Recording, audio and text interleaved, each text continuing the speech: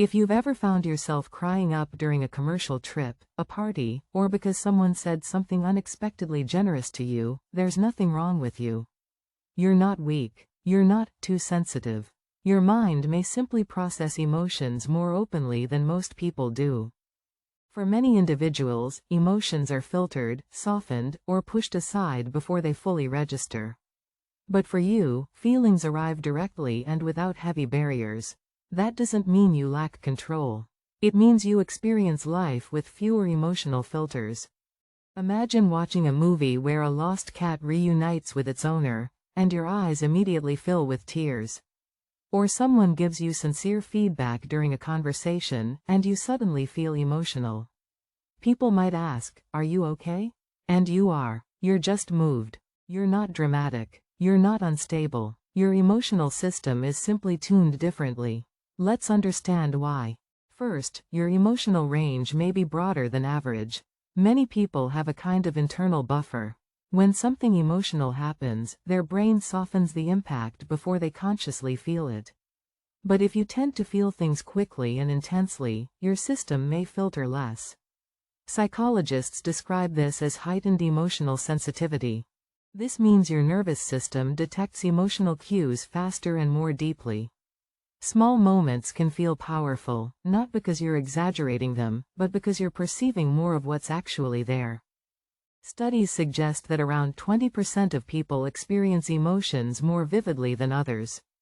These individuals often notice subtle tone shifts, hidden meanings, and emotional undercurrents that most people overlook. So it's not just that you feel more, you observe more. A slight pause in someone's voice. A lyric that hits close to home. A quiet act of kindness. Your brain registers signals others miss entirely. Second, crying is often release, not collapse. There's a common belief that crying easily means something is wrong. But in many cases, it's the opposite. Tears rarely come from a single moment alone. Your brain connects current experiences with past memories, stress, and unspoken emotions. When tears appear, it may simply mean your system is clearing what has quietly accumulated. Psychologists refer to this as emotional buildup. Small triggers can unlock deeper layers that have been forming over time. Some research even shows that people who cry more frequently may have lower overall stress levels. Emotional tears activate calming responses in the body and help regulate overload. In other words, crying isn't weakness.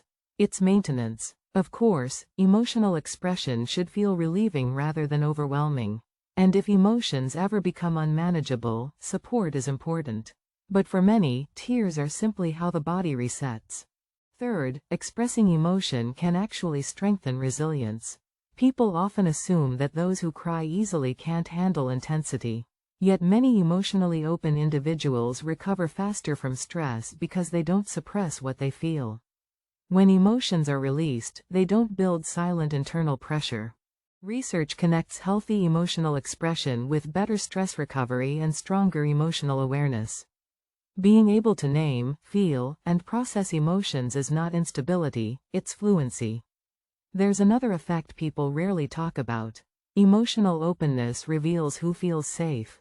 When you express your feelings, you quickly learn who can sit with you without judgment, and who cannot. Tears can quietly filter your relationships. Fourth, you're not too much. You may simply be more aware. Some people cope by dampening their emotional signals. Over time, that creates distance from their own inner experience. So when you express emotions openly, it can make others uncomfortable. Not because you're wrong, but because you're doing something they've learned to avoid. Psychologists call this emotional projection. Instead of examining their own discomfort, some may label your expression as excessive. But being moved by life isn't dysfunction. It's responsiveness. Long-term emotional suppression has been linked to increased stress and physical strain. Feeling deeply isn't the dangerous behavior. Ignoring emotions often is. Number 5. Tears communicate what words sometimes cannot. Emotions often surface before language does. You cry when overwhelmed because your system is signaling overload. You cry when touched because your body recognizes connection. You cry when frustrated because something needs attention. Your tears carry information. Neuroscience shows that emotional tears activate calming pathways in the nervous system, helping the body process experience. In a world that often rewards emotional distance, staying connected to the full spectrum of feeling, joy, pain, beauty, meaning, requires strength. Being human is intense. Life moves us. People affect us. Moments matter.